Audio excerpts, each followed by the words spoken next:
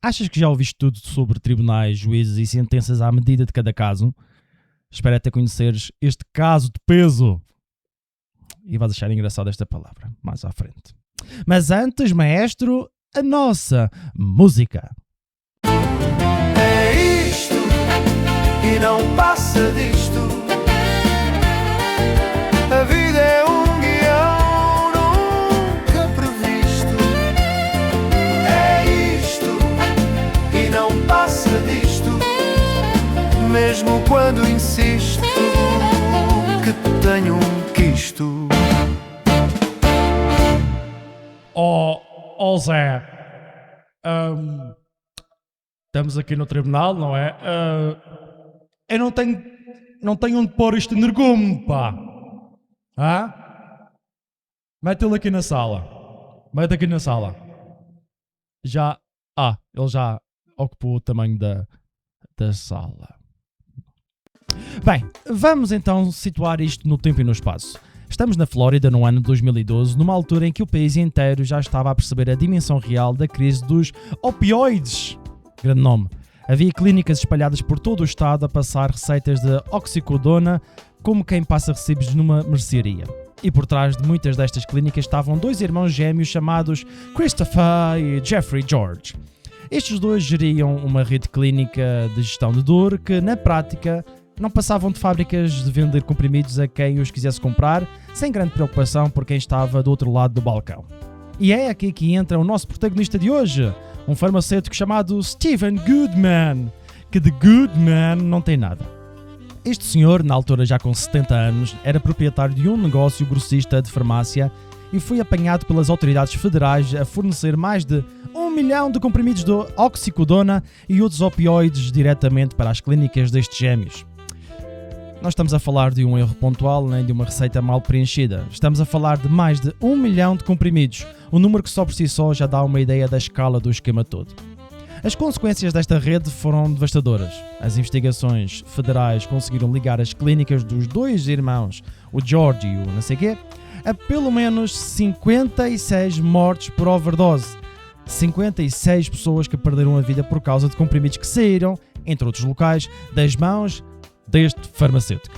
É um número que pesa, e já vão perceber o peso desta palavra, e que ajuda a perceber a gravidade real do que estava em jogo neste tribunal. Quando chegou à altura da sentença, os irmãos George pagaram caro pelo esquema que montaram. Portanto, o Christopher George foi condenado a 17 anos e meio de prisão e o irmão Jeffrey a 15 anos e meio. Penas pesadas? Penas pesadas como seria de esperar para quem geriu uma operação a este nível de destruição. Só que a história de Steven Goodman seguiu um caminho completamente diferente e é aqui que a coisa fica verdadeiramente inacreditável. O juiz federal responsável pelo caso, chamado Kenneth Marra, andou a amarrar ali, teve de decidir o que fazer com um homem que, na altura da sentença, pesava cerca de 238 quilos e sofria de vários problemas graves de saúde. E a decisão do tribunal foi que o sistema prisional americano simplesmente não tinha condições para acolher alguém do peso e das dimensões desta pessoa. Pensa nisto com calma, porque vale a pena repetir isto devagarzinho. Um homem que ajudou a alimentar uma rede responsável por 56 mortes escapou à prisão porque as camas das cadeias americanas não estavam preparadas para o receber e porque não conseguia sequer vestir-se ou tomar banho sozinho sem ajuda.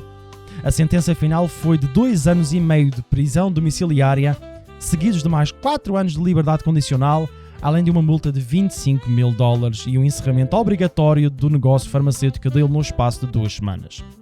E aqui percebemos que a justiça às vezes tropeça em detalhes muito humanos e muito práticos, porque não foi um ato de bondade do tribunal para o Goodman, para este bom homem.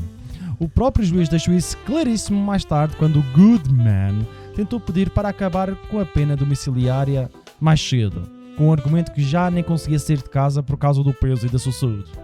Mas o juiz Marra, que andou ali a amarrar ali no duro, recusou o pedido e escreveu, já com alguma impaciência, que o arguido tinha sido poupado à prisão não como um favor, ou tivesse-lhe dado um favor pessoal, mas para poupar o sistema prisional ao fardo de ter de cuidar daquele bisombo daquele homem.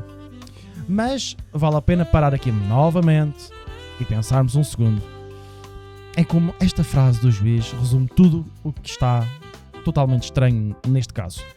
Não foi misericordiosa a sua ação, não foi um gesto humano de compaixão para com este homem doente e de idade avançada, foi, no fundo, uma decisão prática de logística prisional, quase como quem decide que um determinado armazém não pode conter no seu espaço uma encomenda grande. Hein? Só que a encomenda, neste caso, era uma pessoa condenada de alimentar uma das maiores redes de tráfico de opioides do estado da Flórida.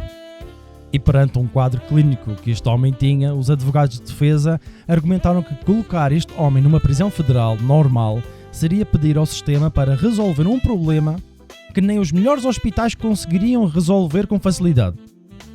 Só que a ironia mais afiada de todo este processo estava ainda por vir. Nos anos seguintes, o peso deste good man continuou a aumentar até chegar a mais de 250 quilos. E ele acabou por argumentar perante o tribunal que a própria prisão domiciliária já não fazia sentido nenhum, visto que ele estava tão limitado fisicamente que praticamente já nem sequer conseguia sair de casa por vontade própria. Ou seja, o homem usou a mesma condição que o livrou da cadeia para tentar livrar-se também da prisão domiciliária. E o argumento até tem uma lógica perversa, quase genial.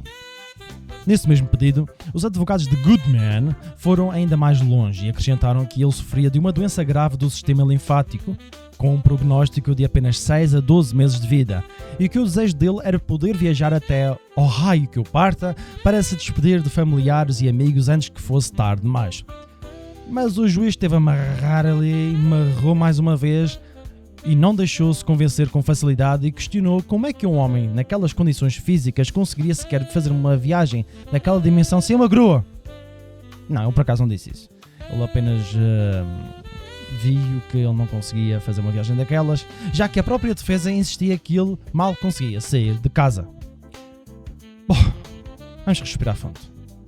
Fica então uma reflexão para a próxima vez que alguém disser que a justiça é sempre igual para todos.